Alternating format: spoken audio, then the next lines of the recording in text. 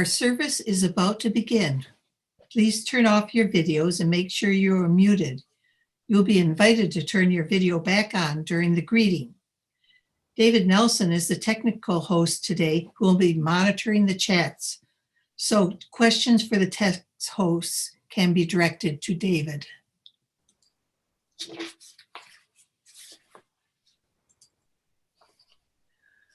Welcome to our worship service from the Unitarian Society of Northampton and Florence.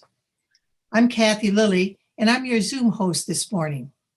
I'm very glad to see you here. We extend a special welcome to our friends at the First Parish UU in Chelmsford. It's wonderful to be sharing worship with you again.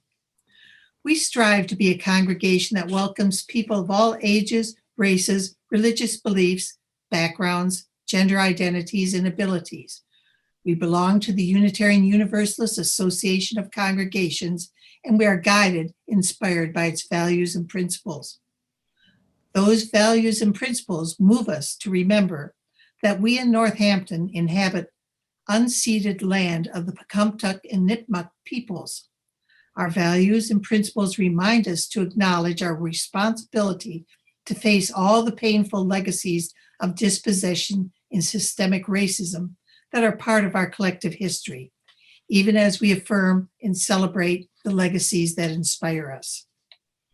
We are here to support and celebrate one another and to renew ourselves with hope and gratitude and new resolve.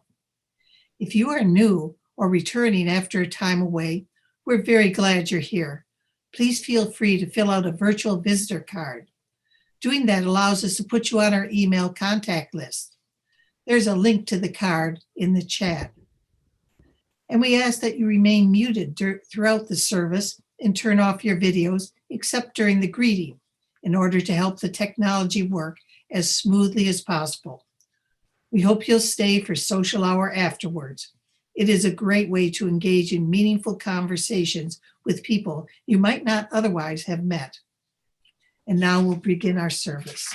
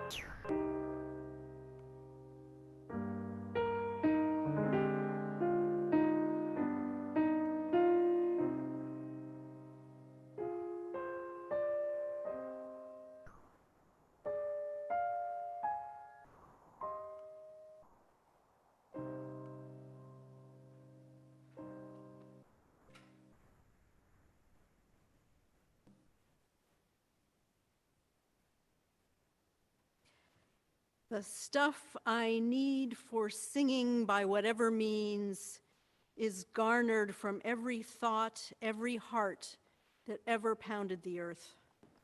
the shapes of mountains, cities, a whistle leaf of grass, or a human bent with loss will revise the pattern of the story.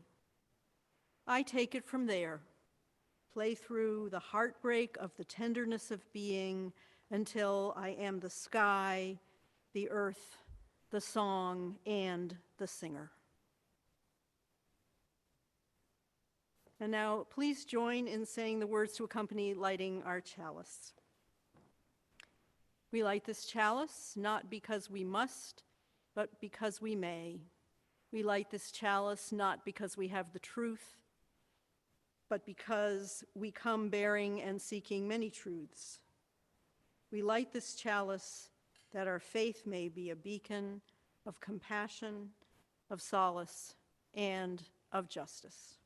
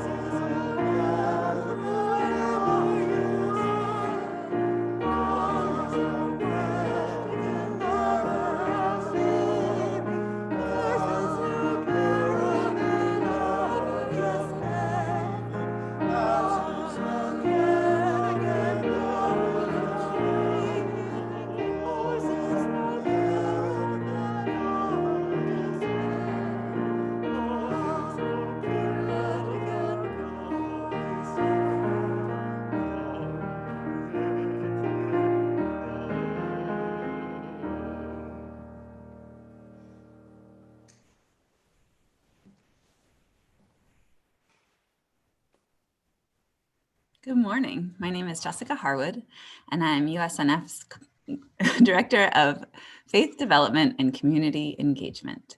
And this morning, our story is called Uncle Elephant by Arnold Lobel. And I really enjoyed reading this story this week because it made me think about how we comfort and console each other, something that's felt so important these days.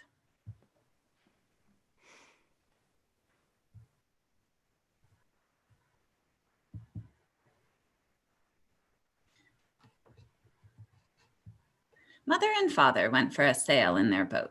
I could not go with them. I had a sore throat. I went home to bed. There was a storm and the boat didn't come back. Mother and father were missing at sea. I sat in my room alone with the curtains closed. I heard my door opening. It was my Uncle Elephant. I looked at him. "What are you staring at?" he asked. "I know.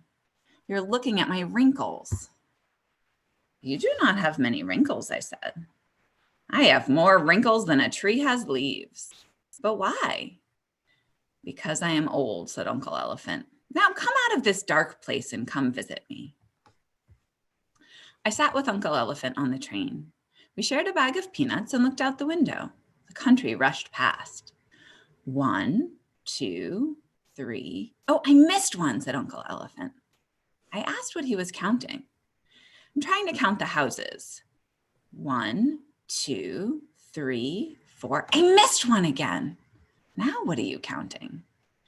"I'm trying to count the fields as they go by, but everything is passing too fast." The train raced along, and we finished the peanuts. We came to Uncle Elephant's house. "We'll light a lamp and have supper," he said. He took a lamp from the shelf and lit it. "Hey," said a small voice inside the lamp. "Hear that?" my uncle said. "This lamp is talking. It must be a magic lamp. We can make wishes, I said. I wish for an airplane. I can fly all by myself. I wish for a polka dot suit with striped pants, said Uncle Elephant. We rubbed the lamp. A little spider crawled out. I wish you would turn off this lamp, said the spider. It's getting hot. Uncle Elephant made the spider's wish come true. He turned off the lamp and we ate our supper by the light of the moon. There was a picture in Uncle Elephant's living room. That's me when I was your age. I looked at the picture. Uncle Elephant is with his mother and father. They look just like mine. It made me sad and I began to cry. Now, said Uncle Elephant, let's not have any of this. Let's do something to make us happy. I will wear some funny clothes. He opened the closet door, looked at his hats and ties and shirts and pants and jackets. My clothes aren't funny, he said. What can I do? Take a look at what he does. Uncle Elephant went into the closet, and when he came out, he was wearing all of his clothes. Hats, ties, shirts, pants, jackets. He was a pile of clothes with 2 big ears. I smiled. Then I giggled. Then I laughed. We laughed so hard we forgot to feel sad. We had many more adventures. Then one day a telegram came. It was from my mother and father. They had been rescued. Uncle Elephant and I danced for joy. I must take you home at once, he said. We sat on the train and looked out the window. 1, 2, 3, 4, said Uncle Elephant. Are you counting houses? I asked. No. Are you counting fields? No, he said, not this time. Mother and father were waiting for us. I rushed into their arms. That night after supper, I sang a song and Uncle Elephant played the piano. Before I fell asleep, he came into my room. Do you want to know what I was counting on the train? He asked. Yes. I was counting days. The days we spent together, I asked. Yes, he said. They were wonderful days and they all passed too fast. We promised we would see each other again soon, and Uncle Elephant closed the door. Now, please join with us in singing hymn number 360, Here We Have Gathered.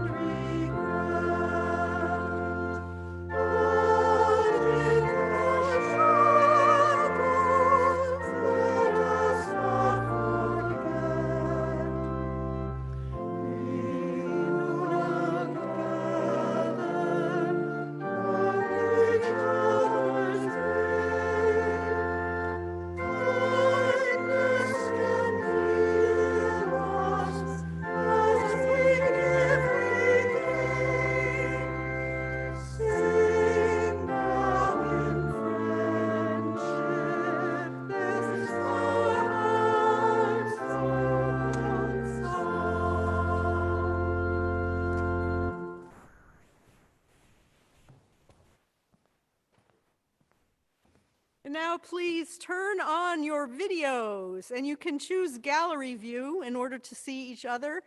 Wave a special hello. Again, special welcome to everyone here who is here for the first time, and to everyone who is worshiping with us this morning from Chelmsford. It's wonderful, wonderful to have so many of you here and to see you all. And so if you'd like to send a greeting in the chat, please do, and Kathy and I will do our best to read some of them as they fly by.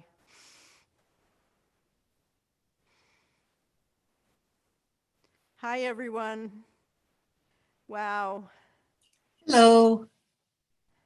Terry Hairnecker says hello. And Elliot Mayer, Meyer. Belmont, Mass. Hello. Joan O'Brien says hello. Gail Barati. Lori Lizelle says hello and thanks for the singing. It's our privilege. Hello, Ellen from Florida again. Nice to see you. Michelle Hillman, hello. Good morning. Emily says hello and Kathy Schweitzer. Leslie Small, hello from Chelmsford. Barry and Sue Well- Jefferson. Peg Johnson, greetings all. Bill Drury. And Brenda and Carla Corey. Paul and Wally, good morning, good morning. Ginny Milo says Hamilton hello. Gufredo family, Ginny Eugene Milo, good morning. Great to see you all. It's so wonderful to have so many people. Edith says hello from Chelmsford. Chelmsford. Come on. Chelmsford. I'm sorry. Some of us are from Massachusetts, born and bred, and some of us not. It's okay, Kathy. We love you. And When the Wind from Chelmsford says hello. And Lynn from Westford says hello. Close to Chelmsford. Chelmsford from Maura, Doug, and Pat. Thanks, Maura. All right, we can stop now. Okay. All right, I hope many of you will finish up now, and I hope many of you will stay for social hour. We'll put you in groups, and I know people had fun the last time when Northampton went to Chelmsford. So I hope you get a chance to see each other and speak with each other with the sound on. And now, please join in singing out everyone who is going to religious education classes.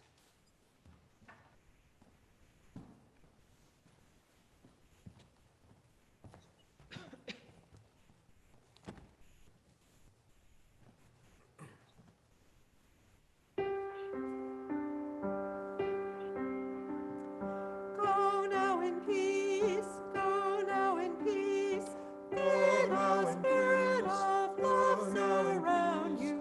Let the spirit of love surround you. Let the spirit of love surround you. Go now in peace, go now in peace. Let the spirit of love surround you. Let the spirit of love surround you.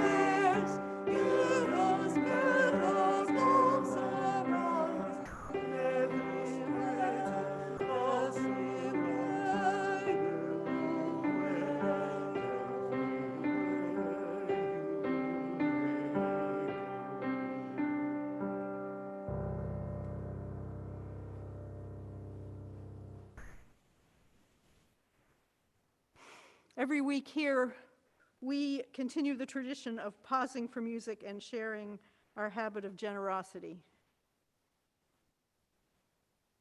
And I'm behind, so I'm going back to the reading. This is a story, it's from the beginning of a book called My Grandmother Asked Me to Tell You She's Sorry by Frederick Bachman. The context, Elsa is 7 years old. She has read all the Harry Potter books so many times that she almost knows them by heart. She knows she's different. She knows she annoys people. The headmaster at her school says she needs to, quote, achieve a better fit with her peers. Others call her grown up for her age. And that is why she doesn't have any friends except for her granny. Granny is her superhero. At the moment as the story begins, it's 1:30 in the morning and Elsa and Granny are at the police station. They're arguing. It was a tiny fence, said Granny, nothing to get worked up about. And then You threw turds at the police. It was mostly dirt. Hand me my lighter. You can't smoke in here. The policeman comes in. He has called Elsa's mom, and he tells them that she is on her way. Why did you call her? Protests Granny. Are you mad? She'll be livid. We have to call the child's legal guardian, explains the policeman calmly. Someone needs to take care of her. I'm also her legal guardian. I'm her grandmother. I'm taking care of her. The policeman makes a strained attempt to gesture amicably. And how do you feel that's going so far? Granny looks slightly offended. Well, everything was going fine until you started chasing me. You broke into a zoo. As they are leaving the police station, Elsa fingers the rip in her scarf. It goes right through the Gryffindor emblem. She tries as hard as she can not to cry, but she doesn't make much of a success of that. Oh, come on, your mom can mend that, says Granny, trying to be cheerful. Elsa looks up anxiously. And you know, Granny continues, we can tell your mom that the scarf got torn when you were trying to stop me climbing the fence to get to the monkeys. Elsa nods. She runs her fingers over the scarf again. It didn't get torn when Granny was climbing the fence. It got torn at school when 3 older girls who hate Elsa, without Elsa understanding why, got hold of her outside the cafeteria and hit her and tore her scarf and threw it down the toilet. Their jeers are still echoing in Elsa's head. Granny notices the look in her eyes. Don't worry, one of these days we'll throw those losers to the lions. Elsa dries her eyes. I'm not stupid, Granny, she whispers. I know you did all that stuff tonight to make me forget what happened at school.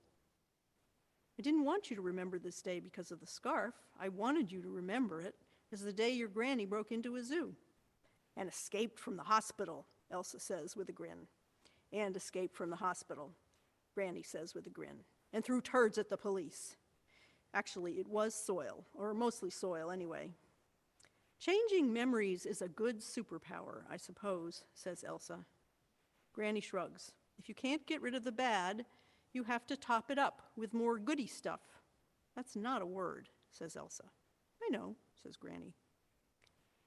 When Elsa wakes up in a chair in Granny's hospital room the next morning, Granny's in the midst of telling Elsa's mom another version of the truth. It's not going very well. The real truth, after all, is that Granny escaped from the hospital last night and Elsa sneaked out of the flat while Mom and her husband George were sleeping, and they went to the zoo together, and Granny climbed the fence. Elsa quietly admits to herself now that it seems a little irresponsible to have done all this with a 7-year-old in the middle of the night. A little later, as they're about to head home from the hospital in Mom's car, Elsa remembers she has left the scarf in Granny's room, and so she runs back. Granny's on the phone, her back to the door. Elsa realizes she's talking to her lawyer. I don't want Elsa to know I'm going to die, she is saying, because all 7-year-olds deserve superheroes.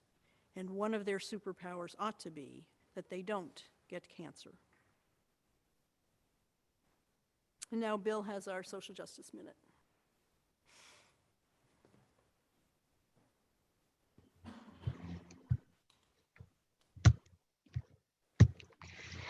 Hi, I'm Bill Diamond from the Climate Action Group.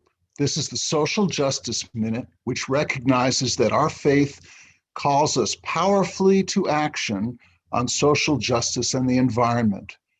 Few causes engage us on both social justice and the environment as clearly as opposing the combustion of wood and other biomass to produce energy. Bill McKibben has written that because wood is burned inefficiently, even in large plants, huge amounts of greenhouse gas are produced for the energy used. McKibben states that industrial biomass is, quote, bringing air pollution, noise, and reduced biodiversity in majority Black communities, unquote. An enormous proposed biomass plant in Massachusetts is not going to be sited in Arlington or Concord or Chelmsford or Northampton. This plant will emit soot and other harmful pollutants into a poor neighborhood in Springfield, where the air quality is already so bad, it's been dubbed the asthma capital of the country by the Asthma and Allergy Foundation of America. Even if Governor Baker signs the recently passed climate bill, it will have no effect, it will have no effect on this proposed biomass plant, which will burn about 1,200 tons, 1,200 tons of wood per day to generate electricity. Our USNF The Vote campaign allied with Reclaim Our Vote, an organization whose leadership was entirely people of color. Our hope is that we can work hard to ally with similar organizations and leaders in Springfield to defeat the biomass plant, which is a clear manifestation of institutional racism. You will be hearing more about this from our Climate Action Group, and a link to documents about this will be posted in the chat. Thank you, Bill. I'm hearing that my voice isn't loud enough, so if you can give us some feedback now, we can try to adjust the mixer. It's not necessarily the issue of where I am in relationship to the microphone, but also how we're tuning. Yeah, we're going to try turning it up just a smidge. So let us know.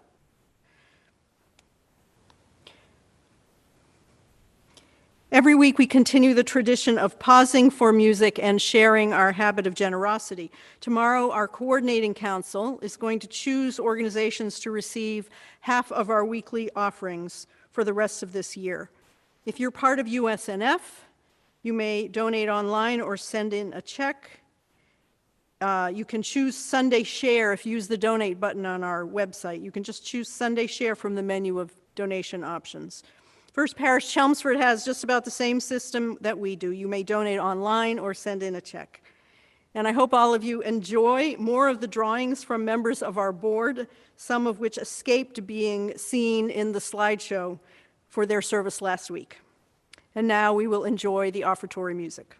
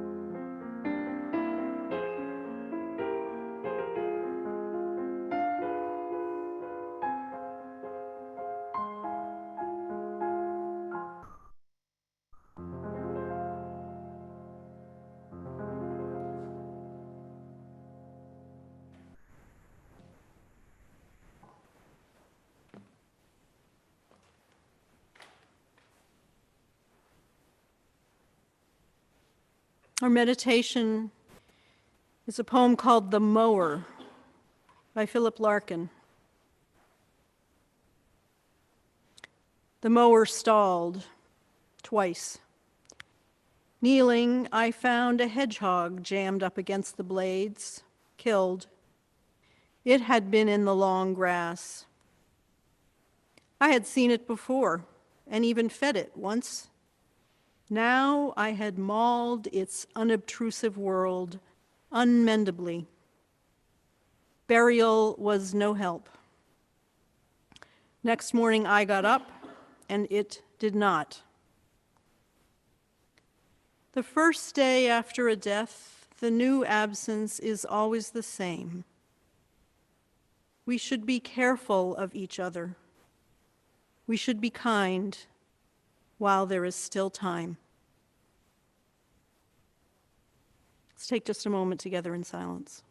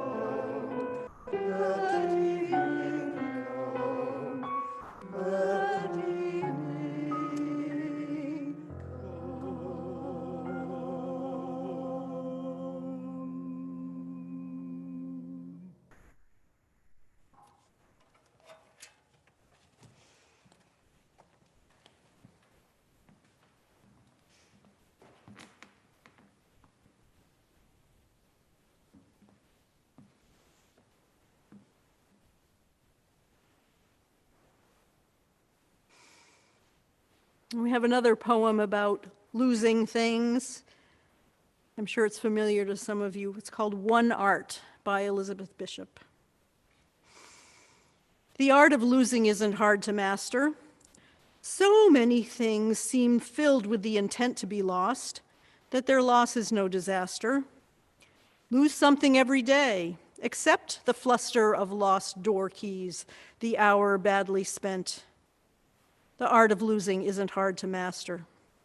Then practice losing farther, losing faster, places and names and where it was you meant to travel. None of these will bring disaster. I lost my mother's watch, and look, my last, or next to last, of 3 loved houses went. The art of losing isn't hard to master. I lost 2 cities, lovely ones, and vaster, some realms I owned, 2 rivers, a continent. I miss them, but it wasn't a disaster. Even losing you, the joking voice, a gesture I love, I shan't have lied. It's evident the art of losing's not too hard to master, though it might look like, write it, like disaster.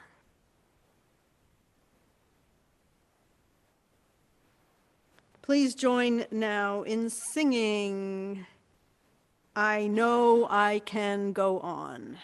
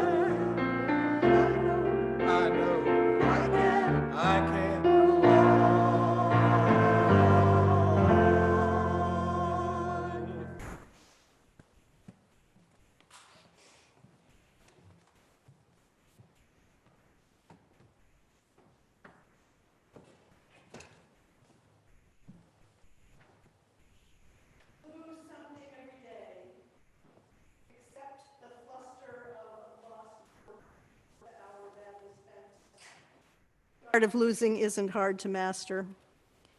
I am someone who gets a lot of exercise in the process of losing things. That is what I tell myself going up and down the stairs, searching for missing keys and shoes, cell phone, my singing mask, but especially the cell phone. Our sons and grandchildren call my husband Booker when they can't reach me. Some of you do that too. We are living in a landscape of loss. Jan Nettler was the president of this congregation in 2009 when I started here.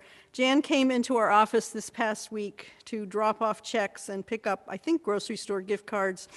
We have a system for that. Lisa, who's our administrator, puts the cards in an envelope and she leaves them at the bottom of the steps that lead upstairs to our parlor. Somebody who needs gift cards or wants to drop off a pledge check or some other check can leave that there for Lisa, so there's no personal interaction necessary.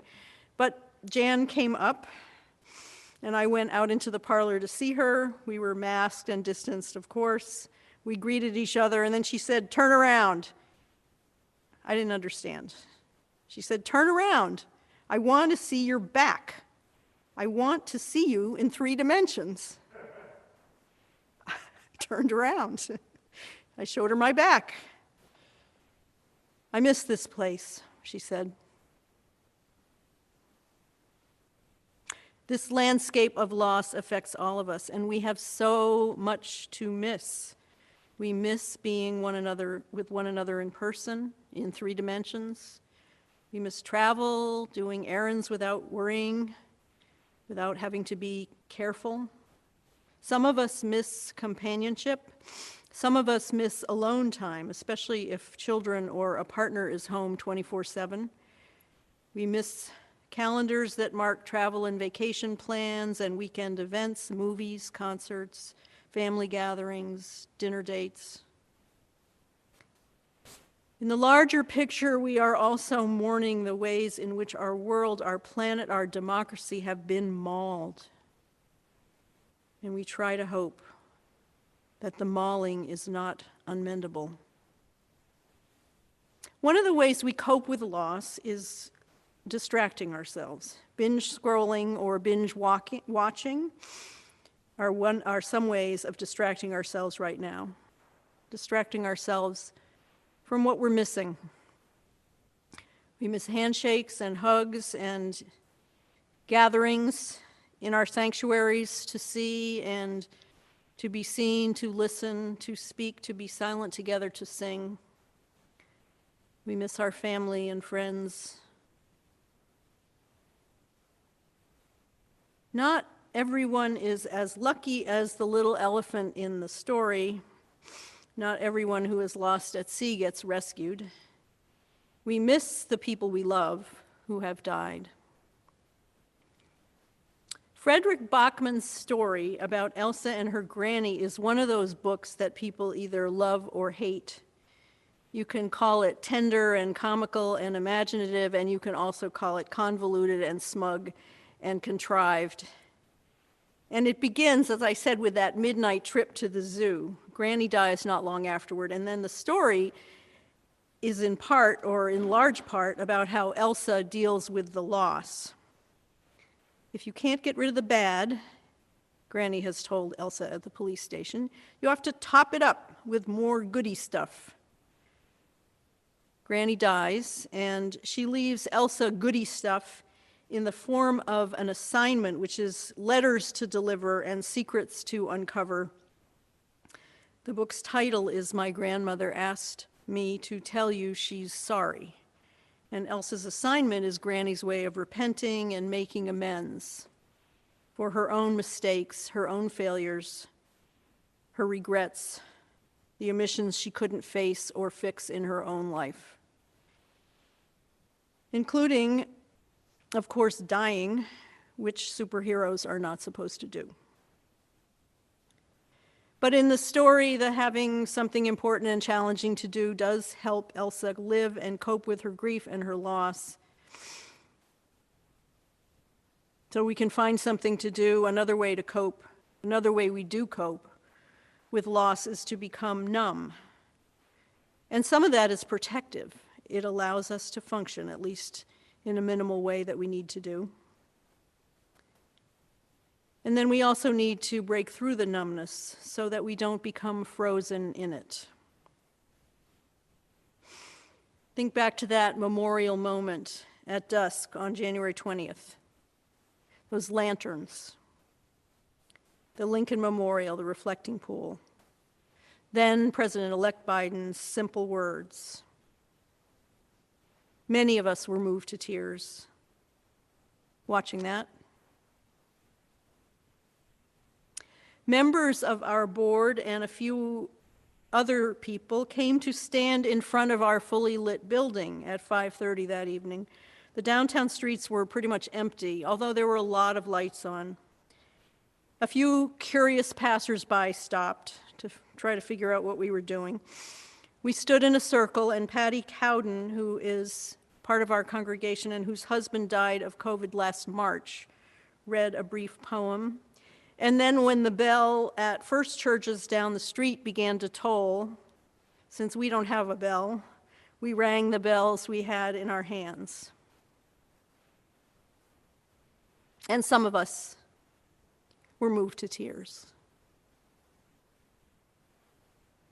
Last week, as I mentioned just before the offertory, our board members conducted a beautiful worship service here, reflecting on what it's like to lead the congregation during this time, reflecting on also letting ourselves be vulnerable. This time of loss and worry and fear has made us vulnerable. And we need moments like the ones on the eve of the inauguration, or in worship, or in private times alone, where we allow ourselves to feel it, to feel our loss, to feel our vulnerability, to feel our feelings and let ourselves cry. Because tears do help us break through the numbness. And none of us is a superhero.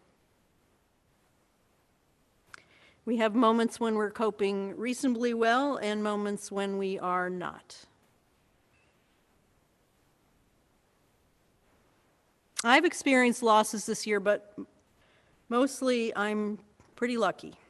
My husband's a healthcare provider. He has now gotten both doses of the vaccine. In the Commonwealth of Massachusetts, early on, clergy and staff of religious organizations were deemed essential employees. That means not that we're going to skip the queue for the vaccine, but it means that following safety guidelines, we can come into work when we need to or want to. It means we see each other at least 2 or 3 times a week in 3 dimensions without any Zoom time lag. And I know that that makes me feel better. And nearly every Sunday, I get to come into our Great Hall and I get to sing.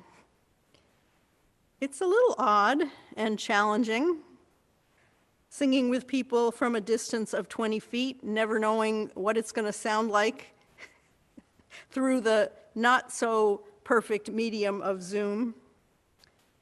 But it's so much better than not singing at all. I hope you are singing. I hope you are singing along to your favorite songs on Spotify or the radio or a CD. I hope you're singing to yourself unaccompanied. I hope you're singing with or in spite of the people you live with. I hope you sing along on Sunday mornings. We began the service with a poem that was written by Joy Harjo. She said, "The stuff I need for singing by whatever means is garnered from every thought, every heart that ever pounded the earth. The shapes of mountains, cities, a whistle leaf of grass, or a human bent with loss will revise the pattern of the story, the song." So here we are. We belong to one another, and we will go on.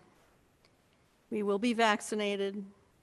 We will resume a version of the way we lived before the pandemic began. We will continue to hope and pray and work for a world that is more just. And let us also be careful of each other. Let us be kind.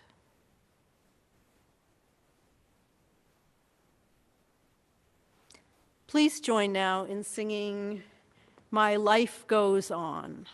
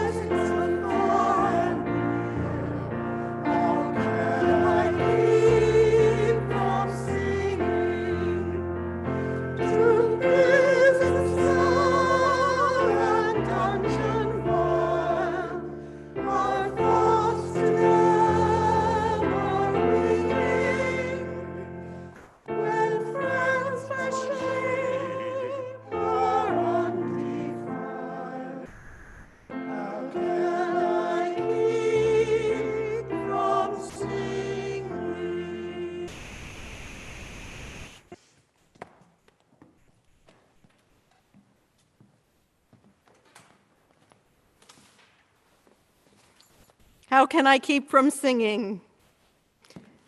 Stay singing. Stay safe. Thank you, people from Chelmsford, for joining us. It's been wonderful to have you. Go now in hope and go in peace.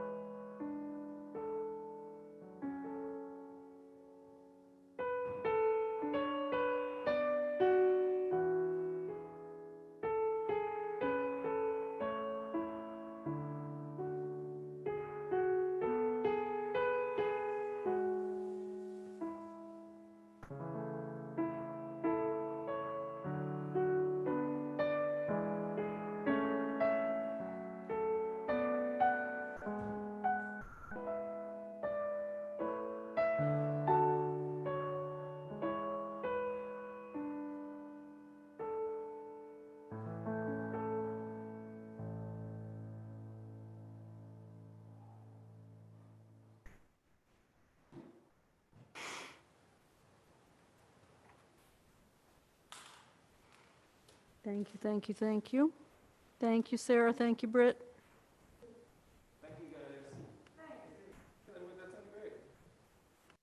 It's now time for our social hour. And if you stay on the call, you'll be invited into a small group to share your feelings about the sermon today, your name and pronouns if you'd like to, or anything that's on your mind or heart. And for those who are leaving us, I hope you have a wonderful cold winter's day. I'll begin the breakout rooms now.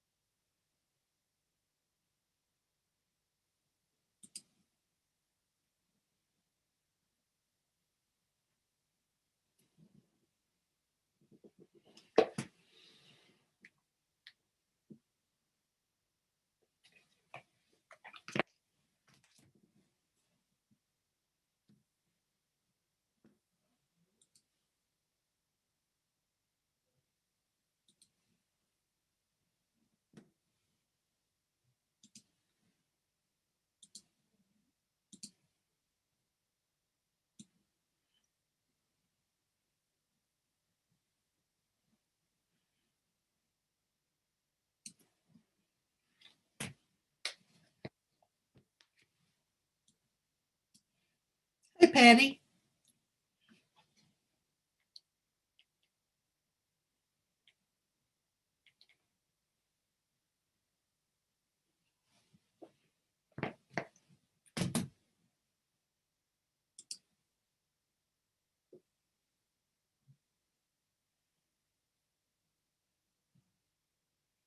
Peggy, you should have gotten an invitation